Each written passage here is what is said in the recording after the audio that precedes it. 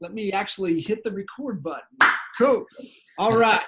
Welcome, guys. Thanks for jumping on with this Expert Mentors Live. I'm going to throw up our little attendee box here. So cool. Got Casey, BC, what's up? Eddie, James, Jarrett. What's up, guys? Thanks for jumping on with us, and our 6th episode here of Expert Mentors Live, and we've got Mr. Dan Beer on with us, who was actually instrumental in getting this thing set up and running with Kyle, and was also awesome enough to get Rowena to kick things off for us, and super excited to have Dan on finally to drop some serious value for you guys. For those of you just joining in for the first time, really Expert Mentors Live is just the opportunity for us to tap back into the Honey Badger and network and add value back to everybody. There's so many amazing, talented people in this group, and so and so many other people that just want to add value. And so that's what really this live training is all about. And we've got Dan on, and Dan's really going to dive in something a little unique this week. Going to give you guys the opportunity to submit your challenges and questions to us, and let us work through any of those things for you. Dan, I'll let you kind of dive in a little bit deeper on that, and we can start getting some people to throw some questions or ask through the chat feature, guys, or just submit a question, and we'll work through any of the challenges. And I think actually I could even bring you guys on, which will probably work the best, Dan. If they have a challenge or question, we'll bring them on with us here live, and let you work through any of the challenges for them. Yeah, so thanks, man. Don't forget the Fast Forward group, which is here, who is here as well. Right. And then there are some of you that are guests of members of our family here at EXP, and they've brought you in to give you a sense of how we help one another sell more houses. That's our primary focus. How can we be more productive? How can we all take our business to the next level? So let's jump in.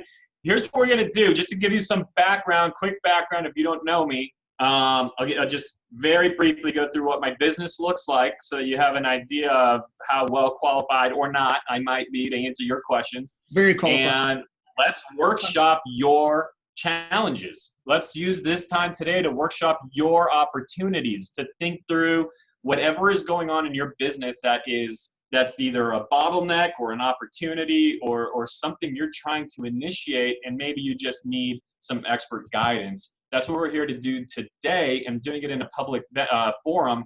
Well, there's likely others in the group that are going through the same thing. And so it's very helpful to hear what others are going through, and we might be able to benefit from the conversation as well. So let's do that very briefly. My team did $164 million in business last year. This is my 13th year in the business. My anniversary is coming up here in June. I have about a 25-person team, but I remember exactly what it was like to grow the business and scale it up all the way through. And just to get the conversation started in your way, maybe get your mind flowing here. The way any business goes from it's just you to it's just you and an assistant to it's just you and even hundreds of people. Okay. Really, the way that happens is we build systems that we install into our businesses, and then we have to revisit them and basically we have to recreate them as our business grows. Because every system, this is why some businesses will plateau. I was just talking today, John, with somebody who's an awesome agent, 25 million in production, but $25 million in production every year. Going for like the last 5 years, just 25 million. He just wants to take the business to the next level. Well, what's missing is he built really great systems where you build a system, it kind of sucks at first actually because it has problems. You correct those problems and your business rises. And then your business rises to a point where it's a different business. It's changing. The very nature of what your business looks like today is different than what it was 6 months ago, a year ago, 2 or 3 years ago when you built that system, and the system just flatlines. And so you have to come in and rebuild that system innovate, tweak it, and then your business can move to the next level. So we always have to be readdressing what is going on in my business now. That's really one of the primary reasons why something that will drive me absolutely crazy that I do not tolerate within my business is when anybody says, well, Dan, this is the way we've always done it. That is the death of your growth. Okay. The death of your growth is to have that mindset. I mean, does that resonate with what you've seen in the coaching world, John? Yeah, it does. Absolutely. And it, I was hearing what you were saying there as you continue to grow, it's the evolution of, the organizational structure has to be redesigned every time that your new targets are set to be able to support that next growth. And so it is absolutely critical and key to understand that, because you're going to reach a plateau, and then, sometimes it's losing sight of the targets and then restructuring the organization around it and kind of missing that step. So we've got quite a few folks on. Who wants to jump in with Dan? Shoot your questions over. Look, it could be a big question. It could be something relatively small. It could be just, hey, I'm trying to figure out a benefits package for my employees. It could be that you need to reinvent your split structures. It could be that you want to figure out your first hire. It could be that you see an opportunity in your market and you want to strategize right here live. How can we go after it? It could be that you're losing team members or you aren't growing, and let's explore why. So this time is yours. I'm here for up to an hour, as long as you want me to be here, to workshop your problems, issues together here live. And we're looking for our first participant. Otherwise, I'll just pick the agenda and I'll teach something different. It always takes that one person to break the ice and jump in. So we've got, Patricia's on, Jarrett's on, Joe's on. What's up, everybody? What's up, Jennifer? We've got Gary, got Eric, my man, Eric. Patricia Villanueva and Michelle and Martha. Let's do it. What's going on right now that's presenting a challenge in your business? Benny, I'd love for you to jump in. Let's get this thing done here live and get value for the whole group. How can I switch my screen here? What are while we're waiting for somebody to jump in, so there's Casey. Do you have it? Let's do it. All right, good. Questions are now flowing in. Do we want to bring them on, Dan, or do you just want to answer the questions? I'm good either way. Wherever we'll experience less technical issues. Let's just answer the questions, and then we can bring them on if we need to. So you want to take Casey was the first one in there? Yeah. So Casey says, thanks so much. She says, first hire. Do you use the DISC? We really need someone that can put all the tech together, user passwords, Zillow, social, et cetera, et cetera. You know what? Why don't you bring Casey on? Let's just see if that'll go smoothly, because I have some questions to clarify and make sure I give her all the value that I could possibly bring here. So Casey, there you are. Yeah, what's up? Hey, Casey, thanks for jumping on. So what we didn't tell you is make sure you're wearing pajamas, right? Which you're not. By the way, Casey, your microphone is muted, no longer is. Share with me. Give me more detail here. What are you asking? Because you're asking about your first hire, though in my mind, I wouldn't be thinking of my first hire as someone that's going to be in charge of like Zillow passwords, right? I'm thinking about higher level work. So I want to explore what you're really asking. So can you hear me? We can. Okay, great. So in terms of our first hire, admin-wise, we're just looking for someone. We know that your first hire is a really important one. When you're considering your first hire as far as an admin goes and someone that can put together all the technology, there's just so much to do day in and day out beyond the transaction, working with buyers, working with sellers, listing appointments. So is there someone that or a way that you would recommend making a really good first hire in terms of someone that can put together all the technology, syncing everything up, social media posts, all that stuff that is difficult to deal with? Can you tell me a little bit more about the size of your business? How many deals you've done in the last 12 months? We're doing one. So we're a husband and wife team. We're doing 1 to 2 a month on average. Okay.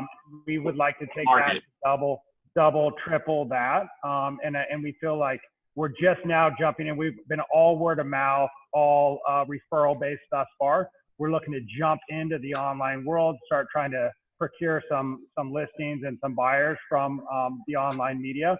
But it's kind of overwhelming because there's so many sites and there's so many things that people recommend that you should be doing. So your 20 or so deals, what's the volume on that? I'm not sure what you're referring to. You're doing 5 million a year, 10 million, how much, what's the sales volume? It's each transaction probably on average around $600. We're right here in San Diego. Oh, you're in San Diego. Yeah. All right, good. So 20 deals, 600,000.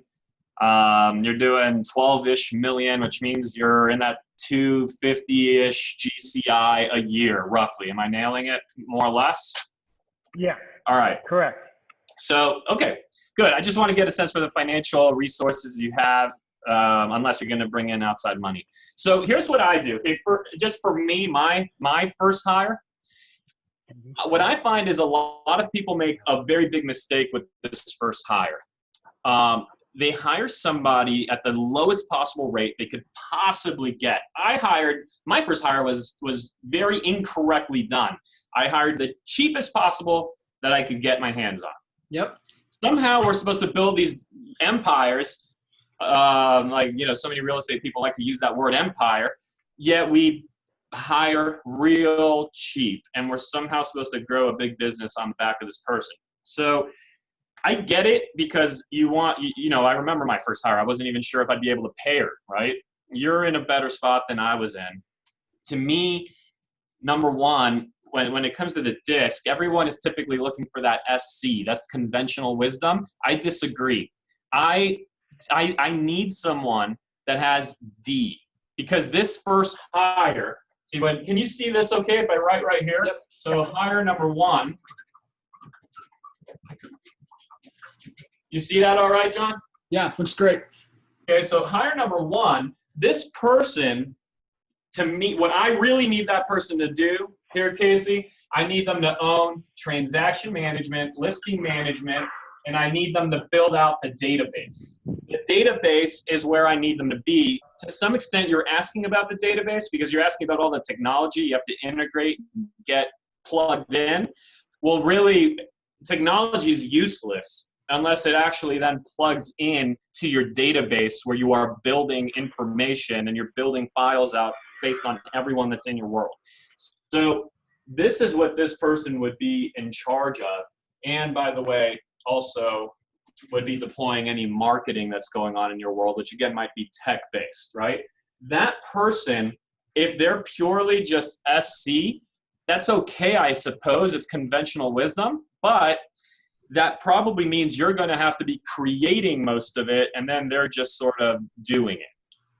Right. Versus I want somebody where, that SC can work really well when it's just you and this person, but eventually you're going to have hire number two.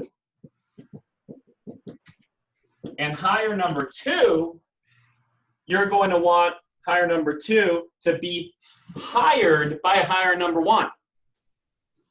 It doesn't always work out that way. Sometimes this person wasn't strong enough, so you're actually going to hire that person's boss. But ideally, this person is a driver that can actually drive the entire operation side of your business and build the rest of it out. So I like D in it, okay?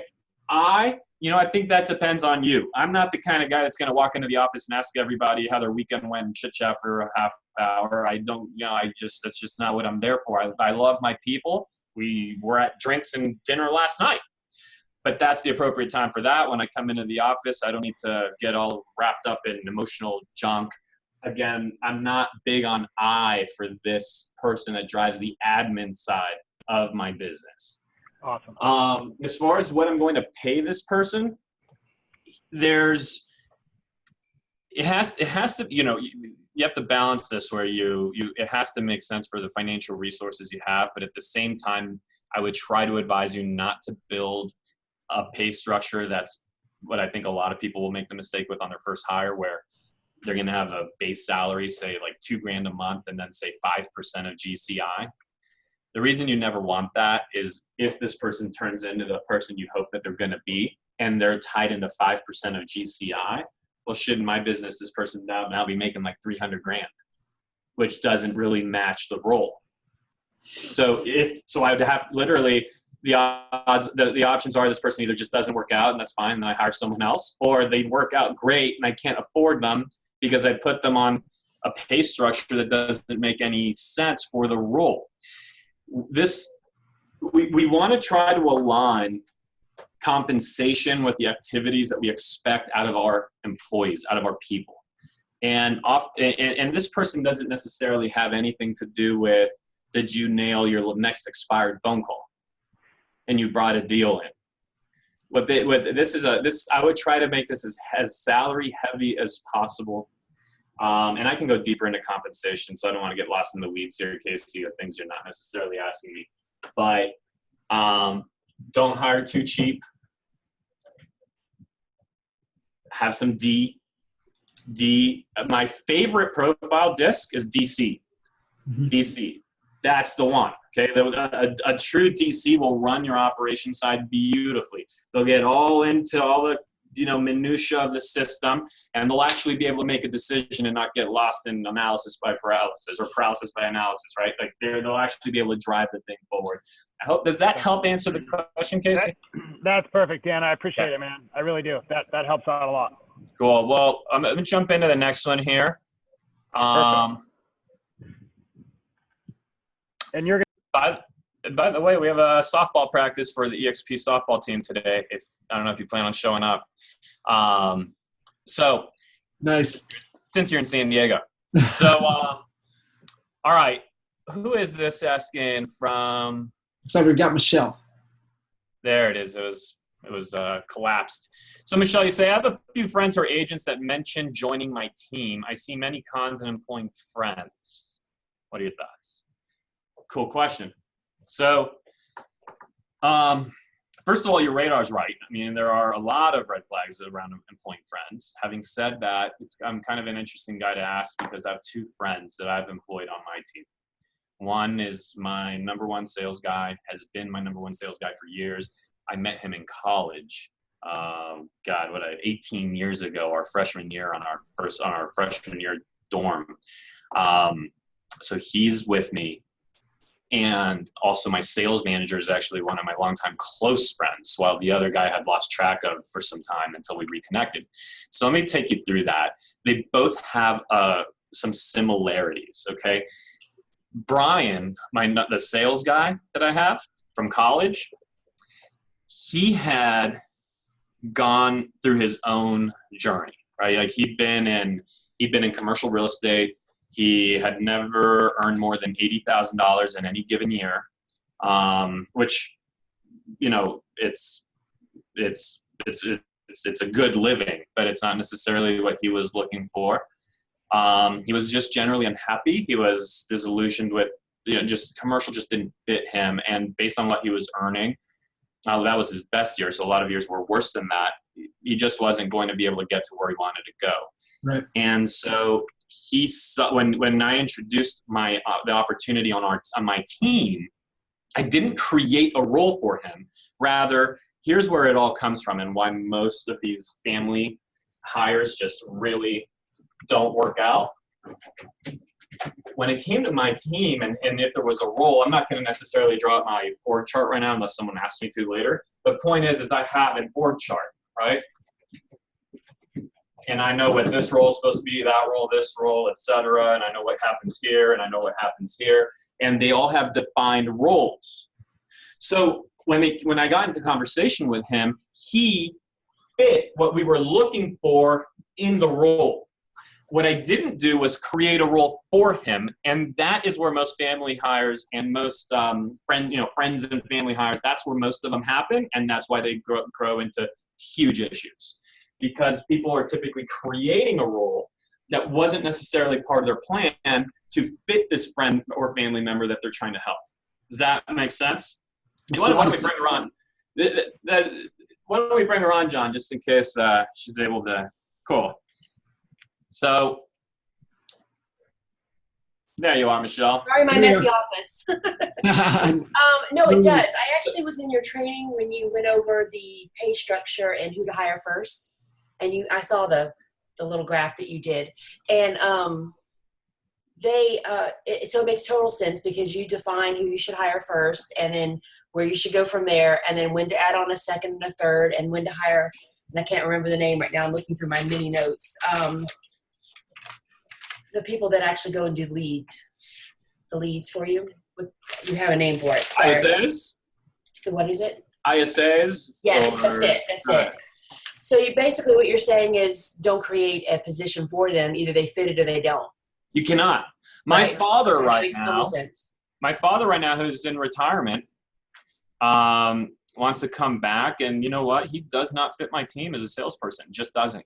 He was a great salesperson in his career. Doesn't fit our team as a salesperson. He may be a fit as a showing agent, and he's going through the interview process with my executive team. Now, you might be the executive team. That's fine. Which, by the way, is kind of a different tip, not the one you're asking for, but you should have an org chart of where you want your business to go and what it's supposed to do. You just might be in every spot for a while.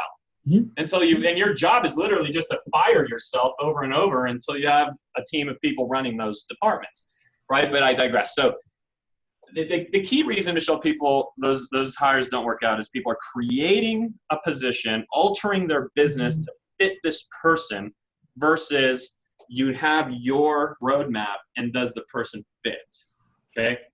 If you do that, you're going to decrease the probability of having issues. Secondly, be honest with yourself. Who are these people? I started telling the story about Brian and what he had earned in the past and where he was trying to go. And then Derek, our sales manager, he'd been in lending for a long time.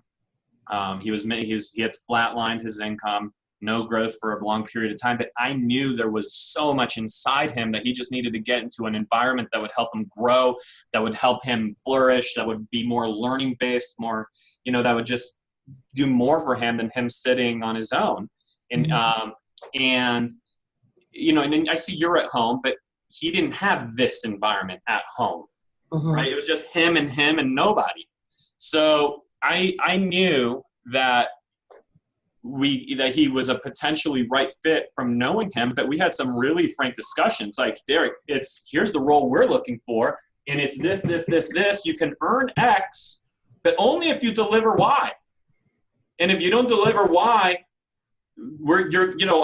I'll give you a heads up that you'll be looking for a different position somewhere else. And if you can't have a conversation like that, then don't hire your friend or your family member, because clearly then you can't have that frank of a conversation up front, then you're not going to be you'll find yourself in a pretty bad spot someday, and that communication path isn't as open as it should be. Hope that helps you, Michelle. It does a lot. Thank you. Sure thing. What market are you in, by the way? Phoenix, Arizona. Cool. I'll be there on June 4th. I will too. Group. Yeah, awesome. That's my sponsor. They're awesome. Awesome. Cool. Well, thanks for being a part of today, and hopefully that question, I'm sure, helped. It did a lot. Thank you. But hopefully, I think it might have helped others that are listening, because so many of us are faced with that. So very cool. Okay. Jarrett, what's up, man? So Jarrett wants to know, by the way, John, if you have anything, because you're a wealth of knowledge, if you have anything to add there, or even if you want to contradict me at any point. No, I mean, I like the review points. Yeah, no, I think you absolutely nailed it. What, we talk about it all the time. It's agreements versus expectations. And if, the right thing's right order. So you got to get clear on the targets or your goals, and then you build the structure to support the goal. And in the beginning, like for Michelle, I mean, just like you said, you're in every box. You're doing every function. You're wearing every hat. It sounds the same thing with Casey and his wife doing the same thing. They're in every box, and they're looking in, the one thing that I would say for Casey and, the husband and wife teams, this is really important for you guys on listening. If it's just two of you, you got to be clear on what box you're in.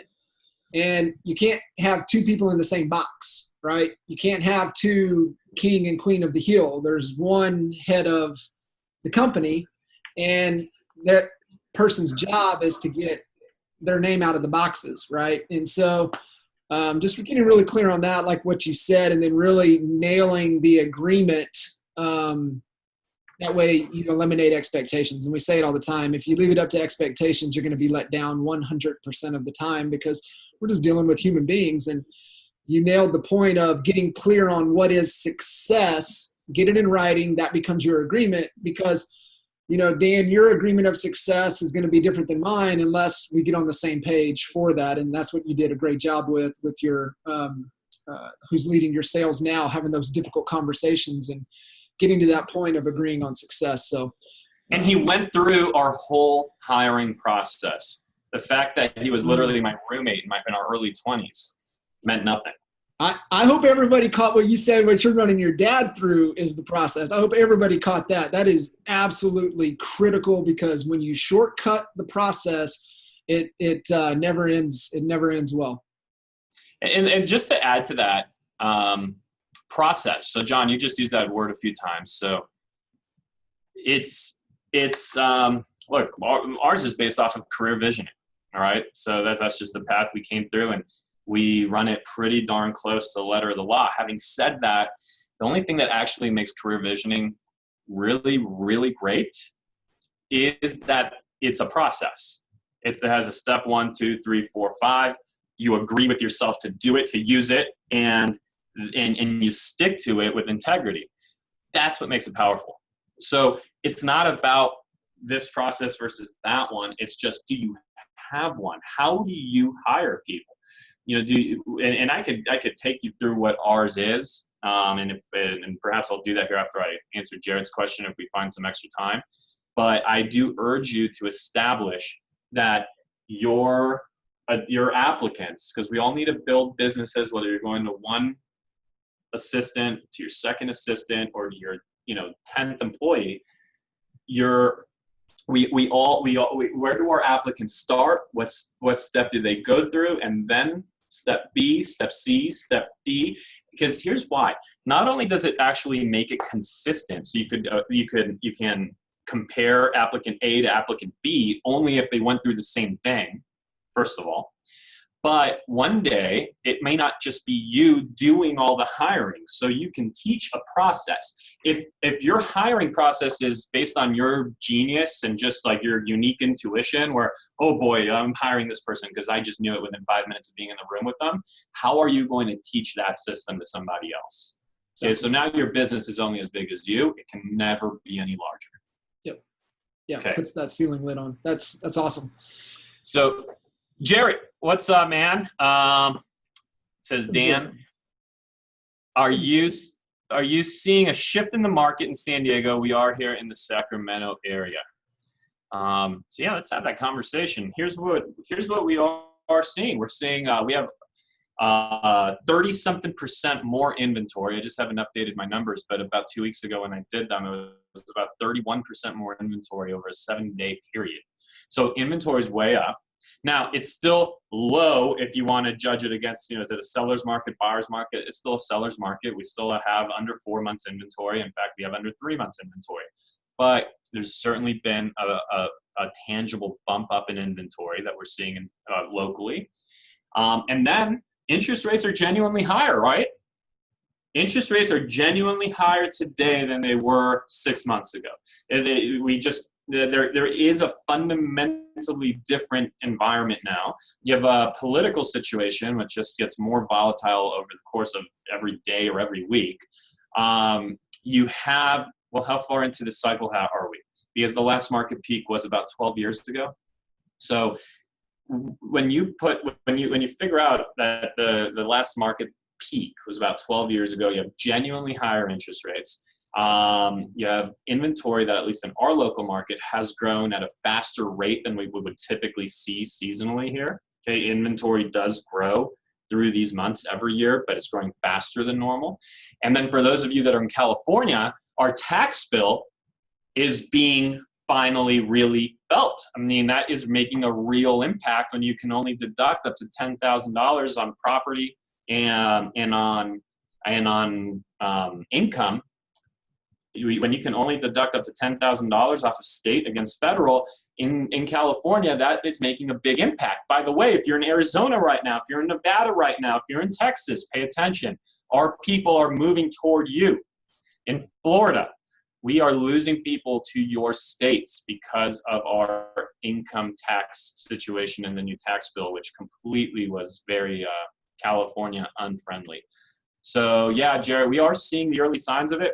We'll see what it all means, and we'll see if it's a permanent change. But I do believe that we are in the early stages of the next cycle. So, or the conclusion of the current one, however it is that you want to look at it. So that's how I see that. I see we have new people too that have jumped in. So by the way, if you've jumped into this here a little bit late, what we're doing is going through your questions. What are the opportunities? What are the challenges that you're facing in your business right now? And is there any particular just area of your business, no matter how big or small, you want to workshop? That's what we're doing here live to the benefit of the rest of the group. You tried getting Jared on? I had Jared. Yeah, Jared, you there? Yeah, can you hear me? I just don't think my video's on. Yeah. Oh, yeah. So, Jared, what are you seeing, man, in your market? We're definitely seeing a shift, and I think it's probably started over the last few months, but I think more specifically the last 30 days, we've really seen an impact. And I think all the things that you have mentioned are definitely huge factors, and obviously the cycle time frames. I didn't get to put it in this question part here, but you know, we're just, I think when markets shift, you have to shift yourself. And I think kind of what I was curious is, have you begun any of that marketing shift or focus in your guys' business? Because we're quickly seeing on market time, prices coming down, being affected, and rapidly quick. You know, we're not playing doomsday. We've been through 3 of these, so we're just being realistic and saying that I think there's a cycle market shift impacted by interest rates and everything that's going on. And I was just curious how much you guys might be seeing it in southern versus northern. Yeah. So so the way these things start too, which is and we're seeing the beginnings of this, which is why I think we might be really entering something that's a little bit more permanent than some of the other kind of what I would call breathers that the market has taken over the course of the last few years. There's been several times when we were like, whoa, what's going on? The market sort of slowed down. It just was a breath. The market was taking a breath, and then we moved forward. We might be into something a little bit more permanent now. And where you really start picking it up, Jared, is where you go into about this 6-month cycle, and I fear we're in the beginnings of it, where there really is more inventory. There really are higher interest rates. There really are more options for buyers, yet the sellers don't know it, right? So there's this period of time where the sellers will not be on the same page as the buyers. In a good market or a bad market, look, the market was horrible in 2011, but you could do business. You could do business in 2011 because buyers knew the market was shit and sellers knew the market was shit, and they agreed to sell shit to each other. But when sellers think that prices today should be automatically higher than they were just 30 days ago, and buyers see, no, wait a second, there's way more for me to choose from, it's hard for them to have a conversation, and it takes a good 6 months or so for them to come back together. We are likely entering that. That's what I'm coaching my team on, is to realize that that's where we are, that they have to have some very direct, frank, and what we call unfiltered truth-based conversations with our clients, because all of a sudden we had more stacked up inventory of our own listings than we've ever had.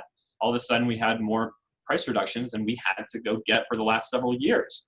And it's because we were still operating under, oh, cool, well, the last model match sold for $500,000. We can list this one for $525,000. Well, that train eventually stops, and we might be there. Yeah, and I was just going to add two real life spectrums that we're dealing with that have brought to our attention here. Christy has a upper end listing in a great area of Sacramento, about 900,000. It's where the client wants to be, and it's a challenging comp anyway with the property.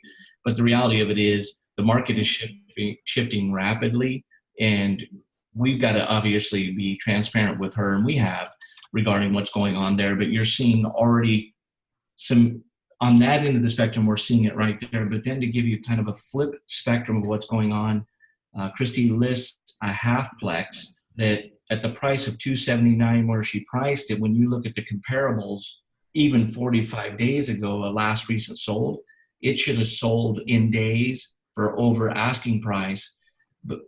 And that was really based on a pretty, at that time, aggressive price based on all the factors. What we're seeing now is we obviously went through a holiday weekend, but I mean, little to no activity. The market shifted that quick on that price point as well. And we are, evaluating and looking at all the different factors, but we're seeing it on two spectrums right there that, obviously, and I agree with you, at the end of the day, being prepared and being transparent to being honest with your clients and being able to give them the straight advice is what's going to be the key to success moving forward, because we're seeing it fast. Well, so let's talk about how do we take advantage of this, right? Because the reality is when the market does genuinely change, we're going to make a lot of money. It's going to just, business is going to flourish in those times because we're going to take advantage of the environment. We're going to learn from the market we came out of back, about 8 years ago or so.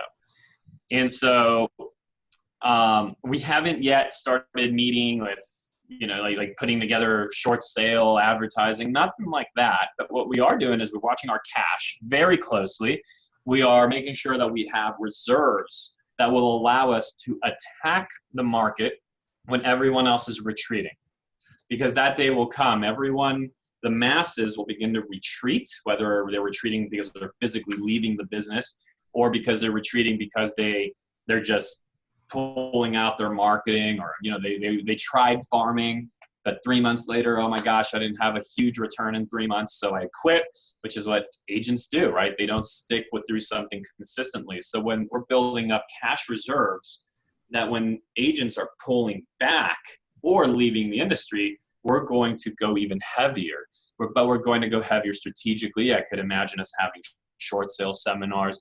We're going to be tweaking our message to meet the market with the right language that will speak to consumers, which theoretically will be frustrated sellers who are no longer having a very easy time getting their property sold.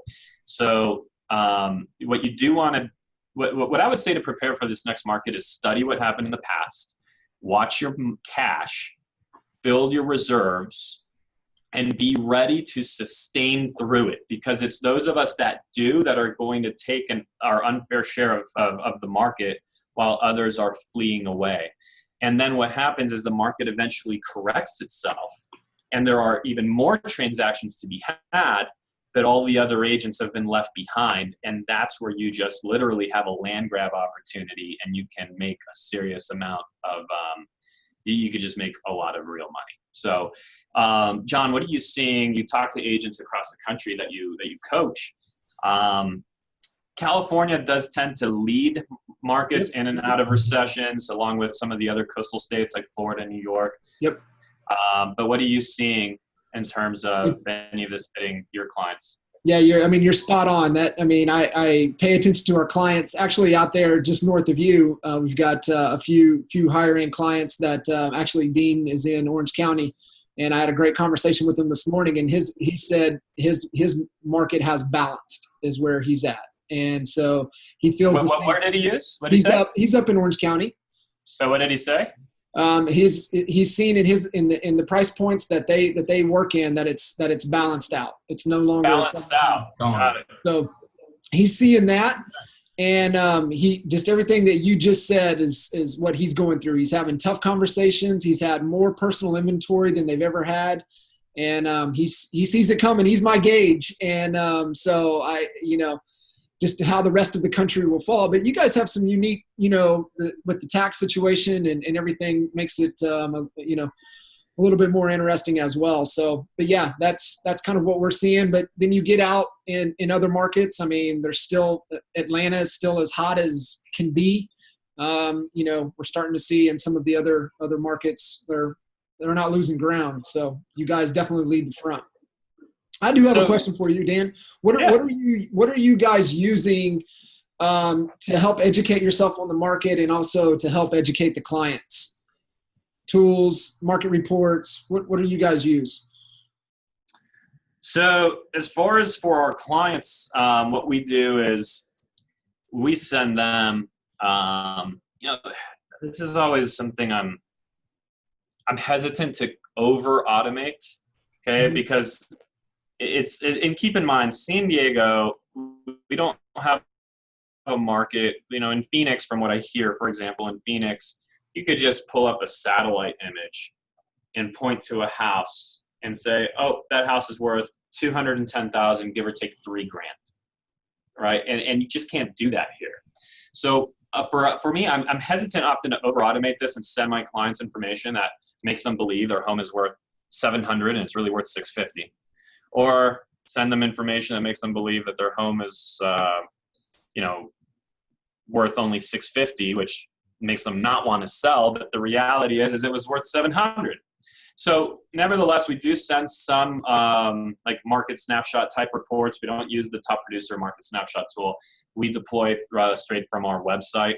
We also will create, if you were our past client, John, we know your address, we know where you purchased. We would create a saved search from within our website. In my MLS, we can send solds. So we just use our website basically as our market snapshot tool. And we would then start sending you sold once a month for anything that sells within your neighborhood. And that's going to be our once a month touch right there. The other thing that we spend more time on is I'm also going to send educational videos, which we had been doing twice a month through Viral Marketing's program, which is awesome, by the way. And we've used it for years. I now have an in-house marketing director at a very high level, and he has an assistant. So we're probably going to bring that in-house now. And on a weekly basis, you send out an educational video. The educational video cannot be overstated in terms of how effective it is. Because you can't only send them, hey, I sold something. Look, I'm the best. Hey, I'm number one, just sold, just listed, all of that about you stuff. You can't only send them that. You have to also send your clients what it is about. You have to send them something about them, which is that market snapshot type report. And you also have to establish actual real authority and trust and expertise, which cannot be done any more effectively than through an educational video. And my educational videos, I try to make them kind of edgy in the sense that I'm not really concerned with hurting feelings. It's like, hey, why would agents take overpriced listings? Well, here's why, right? Like your yard's being used as a billboard for them. Why do they want to hold open houses constantly, even though 4% of sales nationally are actually credited to open house by National Association of Realtors? So open houses clearly don't necessarily sell houses. Why do agents want to sell homes? Well, here's why. They're using your home. They're creating leads out of it. So we try to make them have realizations that other agents are being like too PC or too square to actually share with them. I like it. Yeah. I like it. That's awesome. Jared, you good? Does that help? Yeah, that's awesome. Thanks, you guys. Awesome, bro. Thanks for jumping in. Thanks, brother. Cool. So no other questions in there. We do have a Kathleen threw into the Q&A, just talking about being brand new, coming on. I don't know if you can see that one, talking about how. Yeah, I see that. Go ahead, John. I was just reading through her questions. How long does it take to get processed? She has a listing right now that she needs to get marketing help with, or will it take so long that she should just do what she's been doing? So, yeah, I'm not sure what you mean by marketing help, Kathleen. Happy to bring you on here. Bring Kathleen. Or you certainly should reach out to either me or Kyle and try and sort out what it is that you're trying to work through. But as far as how long it takes, it could take as little as about 5 days, 7 days, but you have to be completely on it in terms of actually responding to anything that EXP is sending you, because there are so many people trying to get in. It's funny, they used to make these jokes about how eventually people would have to stand in line to join the company, and sure enough, people have to stand in line now. Yeah. Kathleen, if your mic's on, I'm happy to explore that a little further with you. Can you guys hear me? Yeah. Okay. So what's your question in terms of when you're saying marketing help? I wasn't sure if EXP had like I guess in their training materials on how to better do the right now I use what's that listing, the listing book, and I have that listing reports, and I'm using that to do open houses and things of that sort. And I do virtual tours with photography and all of that. But I'm wondering if EXP has anything that I should be waiting for to possibly get the property on the market faster. Not faster as in the MLS, but in getting it more like social media kind of way. So here's what I would just, I mean, first off, John, I'm not aware of any specific tool, okay?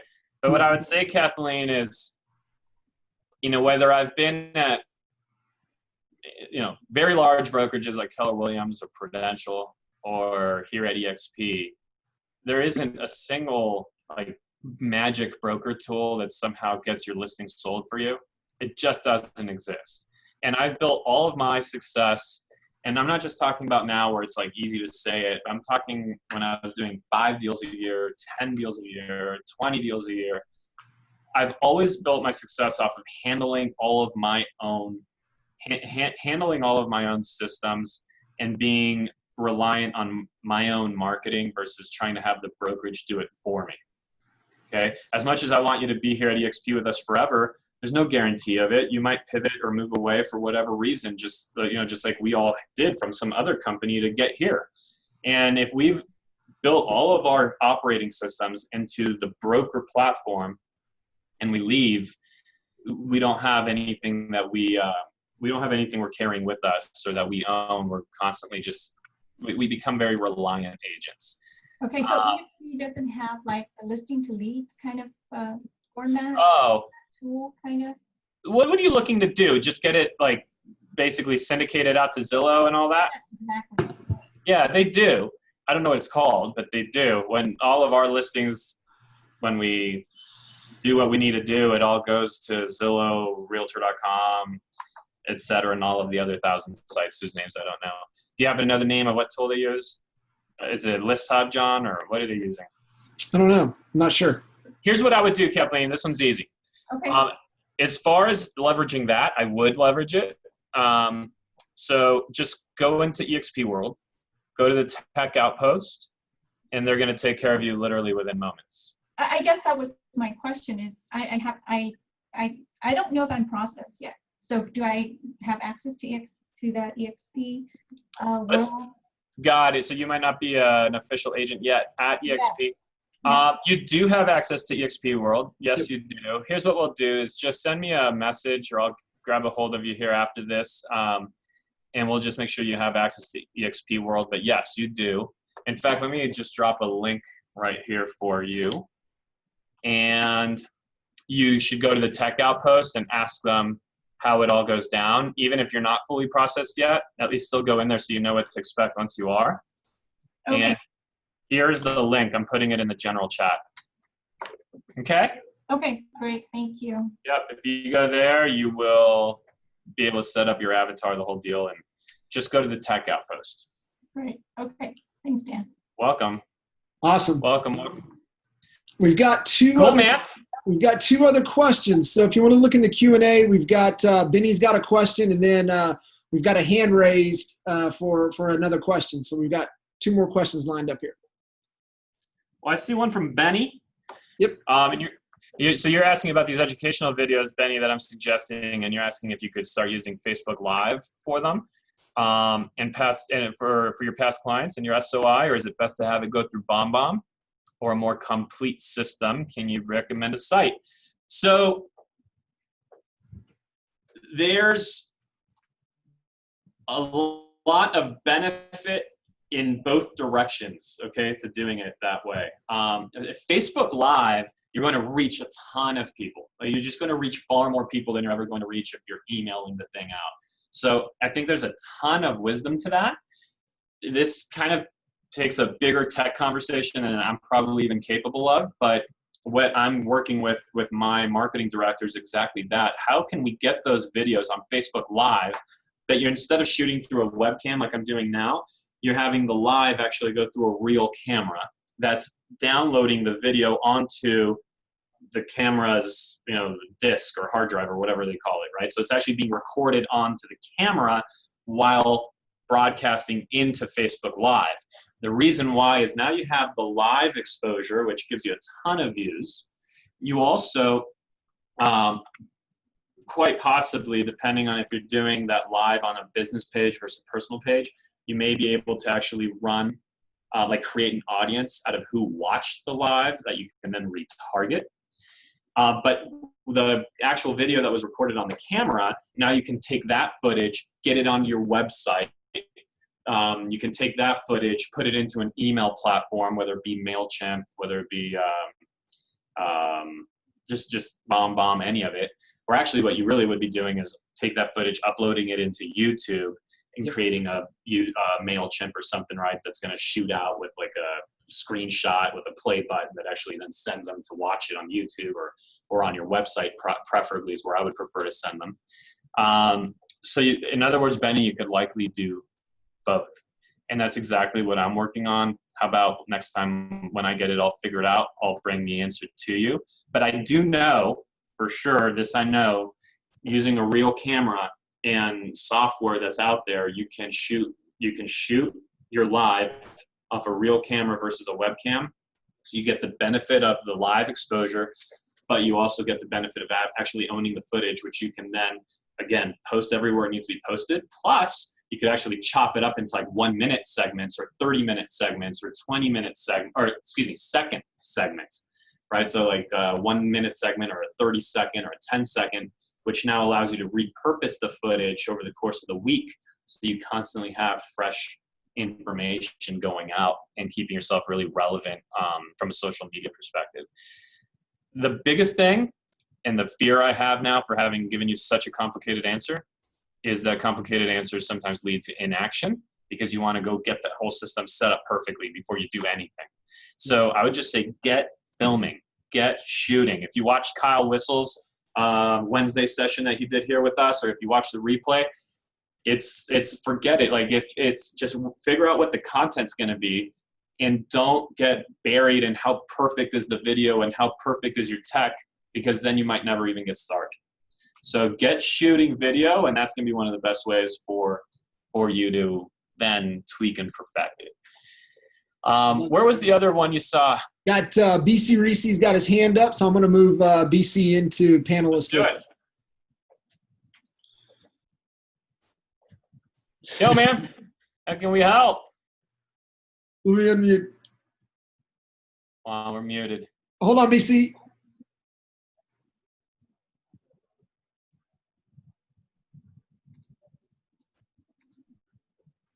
It's not letting me. Do you have to unmute himself, John, or do you do it? I thought I could. It's not letting me. BC, you just have to unmute yourself. There you go. There we go. There you go. All right. Sorry about that, guys. Good afternoon. Hey, thanks so much, Dan. Appreciate your time very much. Yeah, man. Former Californian, been out in Texas for 4 years. I'm actually an active broker still in California.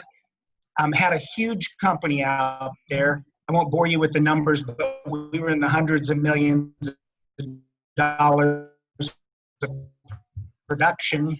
What was it called? It was called International Inc. It was a DRE approved S Corp with 4 subsidiary companies, 3 related to real estate. But I was also a mortgage broker as well.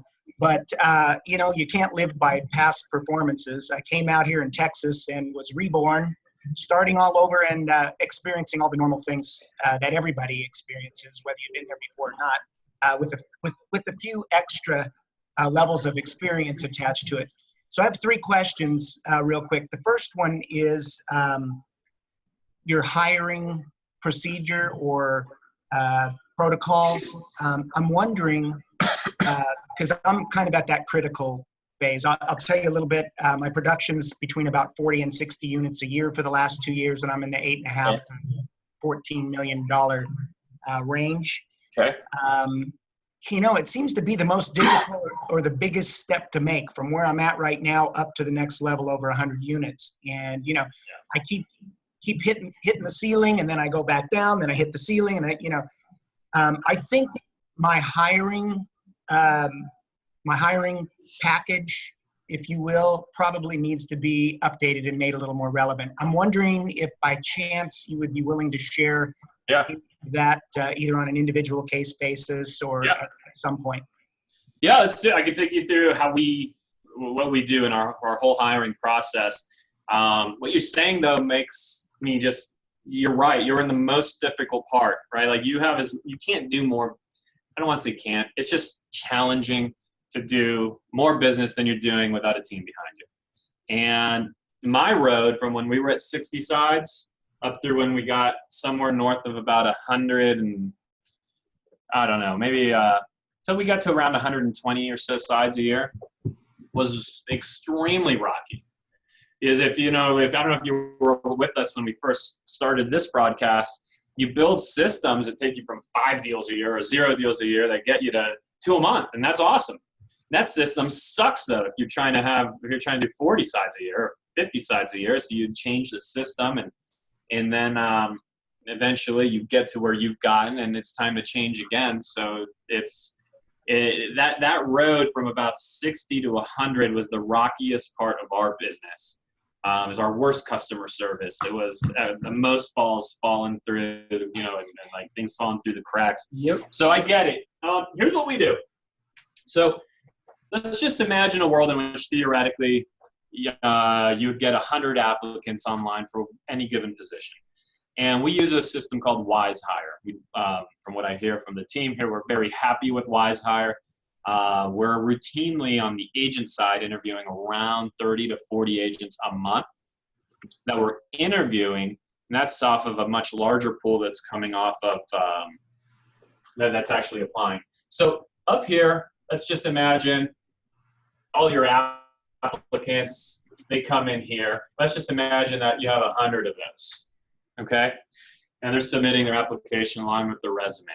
You're literally just perusing these, you're giving them 20 seconds a piece, maybe at tops. You're just looking through very, very quickly, 20, 30 seconds maybe.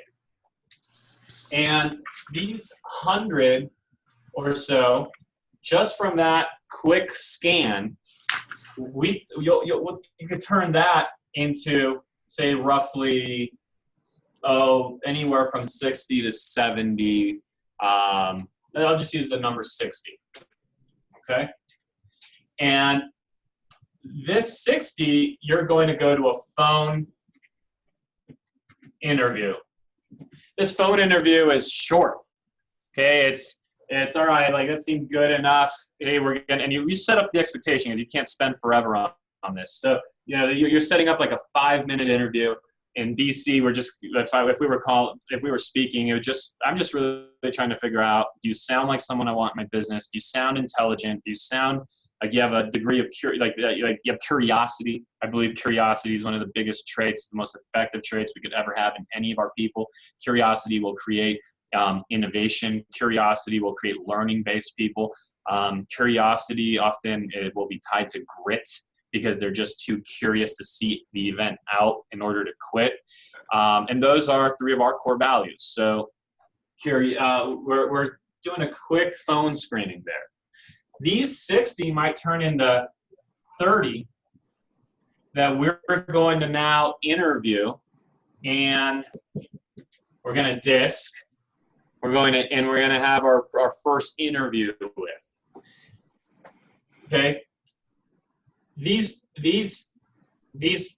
group here, from when you go to the disc, we again follow the career visioning process. So we will move to what we call the life story interview. The life story interview is one where we will actually go back through their entire resume, but I'll have you actually speak it to me, because you might have left things out in the resume. I'm also looking for inconsistencies. I'm looking for integrity. And I'm asking questions such as, great, so take me back to your first job out of school, or depending on what their work history is, you might start a little bit further along. And what worked about it, what didn't work about it, what did you like, what did you not like? And I'm really trying to figure out, who is this person? Okay. What did you earn? I'm also asking at each one of them, what did you earn? The reason why is I'm looking for someone whose trajectory is forward, someone who is growing, and I'm looking for, in building out that life story, I'm looking for, does this person's path make sense, and are we the next logical step in their life? Or is this person just sort of bounce around? Okay, so we're gonna do that. And by the way, I don't even know, because I don't necessarily run this side of it, but theoretically, right, you've now got 15 people, right? And you just keep bringing it down. We run what we call a motivation interview. That is really one of my favorite interviews in the world. This is what that interview looks like. A sheet of paper. I beg you to take this one with you. Sheet of paper on. What am I gonna do? Let's see. Can you see this? Sheet of paper. 4 quadrants. Career. Money. BC, what else is important to you in your life other than career and money? Oh, obviously quality of life. Okay, so quality of life, and what else? One more thing. I mean, it could be anything that's important to you. Playtime. What bucket? Playtime. Play. Okay, so someone will say play, someone will say faith, someone will say family, someone says friends, whatever it is people say. Great. BC, if we were back in the room here 5 years from now and you were working with us, what would your career, just starting there, what would your career need to look like 5 years from now when we're back in the room and I asked you, hey, BC, how's your career? Well, what would it need to look like for you to be able to answer that it's awesome? That it's just awesome. And I want you, BC, to get very, and I'm speaking to you really here, right? Like I would want the person to really paint the picture. What do they want? You know, what do they want out of their career? If they 5 years from now, awesome to them means they're still just, you know, driving the mail truck. This isn't a growth-oriented person. By the way, if 5 years from now they want to be running, I don't know, they want to be the California senator, it's an awesome goal, but I don't have anything that provides them a path for it. So you're painting that money. You know, if 5 years from now, I've been talking to a salesperson, 5 years from now they want to be earning 70K, doesn't do it. I don't have space for them. I need someone that's going to want more. I have someone that 5 years from now wants $1 million. I don't know if I have that. I don't know if I have a big enough opportunity for them. So this interview, you have them paint the picture of what they want in each of their buckets. So it's really cool. Is for most people, it becomes an extremely fulfilling experience for them. They get the feeling that being a part of your world is going to get them to where they want to be in life, not just in the job. It's really fulfilling for people to be a part of that interview. And we save it, we put it in their file, show it to them 5 years later, and figure out how close we've gotten. We do a group interview. From here, we go to a group interview. The group, if you have a group, then they're just testing for culture fit. That's all they're testing for. And then we make an offer, right? So that could be a 2-week process, a week process, depends on how fast you're going through it. But that's our basic process right there. If you want to go any deeper, just reach out. I'll get you on the line with my sales manager, and he can give you more detail on it. I also still recommend that we, anytime you can take a class on any kind of hiring process, we should. But I'm happy to get you on the line with my sales manager, if that would be helpful. That's awesome, Dan. Appreciate it. So you kind of covered item 2, and I'll just get to item 3 real quick. Because I'm an active broker in California, I know the California market quite well. I've kind of paid some dues here the last 4 years in Texas. We know the numbers. I think it's 800,000 a year from California and New York. They're expecting to leave. You are going to need, as well as Jared, a good agent out in Texas to refer business to. And I think you need to make sure that that's part of your model, and you better have my name in that packet. What market are you in? Dallas. Dallas. Cool, man. I'm neighbors with John and Jay and Mike. Oh, yeah. Actually, neighbors, you guys all live in the same neighborhood? Not literally. No, Affectionately so, within the Dallas Metroplex area. Cool, man. Yeah. Yeah. Well, I'm glad to know that. Sincerely, our people are leaving. They're leaving to Nevada, Idaho, Arizona, Texas, a little bit of Florida, but mostly those things. Please forgive the marketing. No, totally. I get it, man. I wouldn't expect anything less. I hope that's helpful. And unless there was any other, I probably have, let's see, as a conversation. I think that's it. We just have some good comments, some good feedback. BC, thank you, man. I appreciate it. Good stuff. Awesome. Damon, thank you. Man, just amazing stuff. Thank you for taking the time and answering questions. I know you covered a lot of stuff that will help a lot of people on and a lot of people that weren't on. And so for those of you guys listening to us live or those of you that listen to the recording, man, give Dan some love, give some great feedback, ask any more questions, keep it engaging. We really appreciate it. Yeah, Benny, thank you. Bruce, thanks for the comment. Steve, thanks for the comment. Appreciate you guys.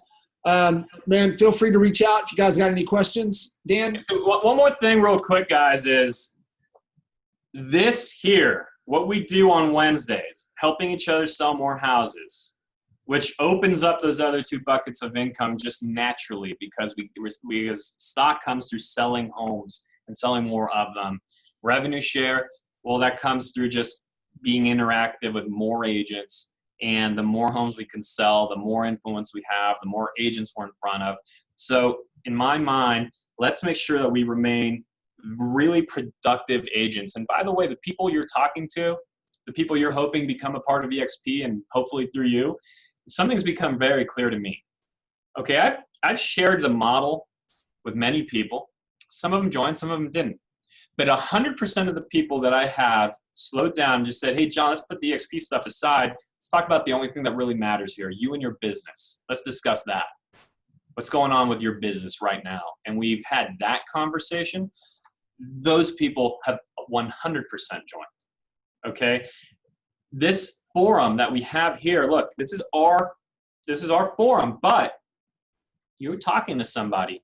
There's nothing that will be more attractive than inviting them into our Wednesday trainings as a sneak peek. Give them a peek of what it's like to be a part of what's going on here in the strongest movement in our industry's history. Give them a peek at it by inviting them in as a guest so that they too can sell more houses. Guess what happens? When you can go from 20 homes a year to 40 to 100 to 200, the fee structure is irrelevant.